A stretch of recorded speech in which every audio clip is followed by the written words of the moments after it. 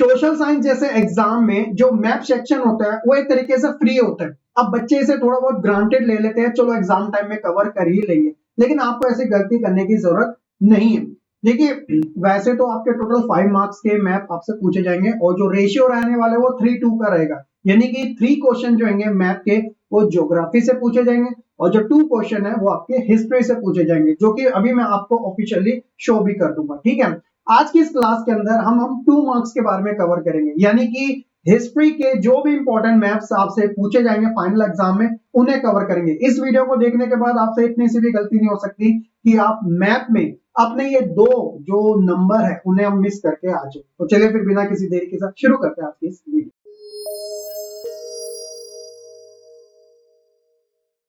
तो सबसे पहले एज पर द सिलेबस मैं आपको शो कर देता हूं कि हिस्ट्री में किन लेसन से किस टाइप के मैप के क्वेश्चन आपसे पूछे जाने वाले। तो जैसा आप यहाँ पे देख सकते हो ये ऑफिशियली सिलेबस है।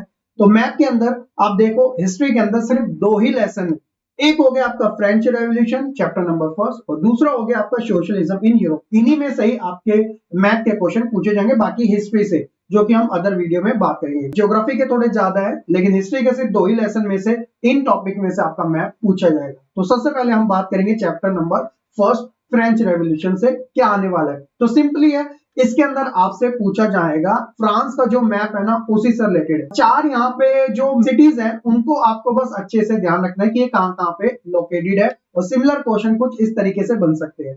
तो ये 4 सिटी कौन कौन सी है? पेरिस हो गया, नॉन्स हो गया, बोर्डो हो गया और मॉर्सले हो गया। ठीक है, तो ये 4 टाइप की सिटी है, ये फ्रांस की है। क्वेश्चन कैसे हो सकता है? पहली जो सिटी है, यानी कि वैसे तो क्रोनोलॉजिकल टर्म्स में नहीं है, तो जो हमारी पेरिस है ना वो फ्रांस की कैपिटल है, जैसा कि आप जानते हो। दूसरी जो है नॉन, तो ये जो है आप ध्यान से देखिएगा, ये अफेक्टेड थी ग्रेट फियर की वजह से। ग्रेट फियर क्या था? जो फ्रेंच रेवोल्यूशन था उसके अंदर में एक चीज ये देखने को मिली थी, जो फूड स्टोरेज है ना उसकी कमी देखने को मिल रही थी, तो अफेक्टेड स्टेट माना जाता है ये बात नॉन टेस्ट। ठीक है, इसके अलावा जो तीसरा है बोर्डो, तो ये नॉन अफेक्टेड माना जाएगा, जो कि ग्रेट फियर की वजह से नहीं था। इसके अलावा एक और ला जो है मोस्टली फ्रांस का नेशनल एंथम है ना वो इसी नाम से भी रखा गया, ला मोस्टली। तो ये जो फ्रेंच लैंग्वेज में, लेकिन हम इसी नाम से जानते हैं। तो ये 4 क्वेश्चन आपको अच्छे से कवर करने, कोई भी एक आपसे पूछा जाएगा, यानी कि एक नंबर तो गारंटीड है आपका फ्रांस में से पूछा जाएगा इस मैप से। जो दूसरा क्वेश्चन है वो आपका सेकंड लेसन से आएगा, तो उसमें से किस टाइप का बन सकता है देखिए।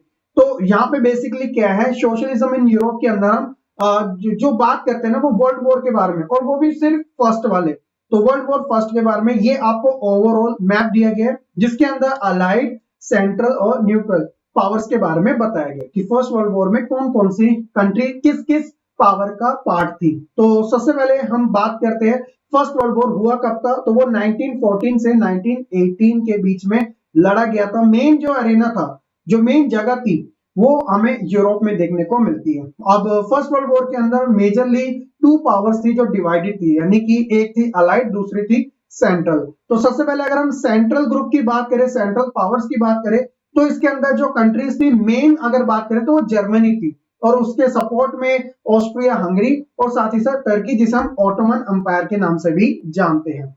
तो ये चारों के आप मैप यहाँ पर देख लीजिएगा, इन्हें आप सर्कल कर लीजिएगा, इन्हीं को आपको अच्छे से कवर करके जाना है। तो ये सेंट्रल ग्रुप का पार्ट थी। इनके बीच में एक ट्रायंगल ट्रीटी भी हुई थी, इस वजह से एक पार्ट बन गई थी सेकेंड वर्ल्ड वॉर में बेसिकली। ठीक है, इटली भी इसके अंदर इंक्लूड है वैसे ट्रायंगल वाले में, लेकिन अभी आपको इसी पर फोकस करना है। इसके अलावा अगर हम अलाइड की बात करें तो बेसिकली इसके अंदर कुछ ऐसे आपको शो किया जा सकता है एग्जामिनर के थ्रू मैप में, बस लोकेशन को आइडेंटिफाई करना पड़ेगा कौन कौन सी है।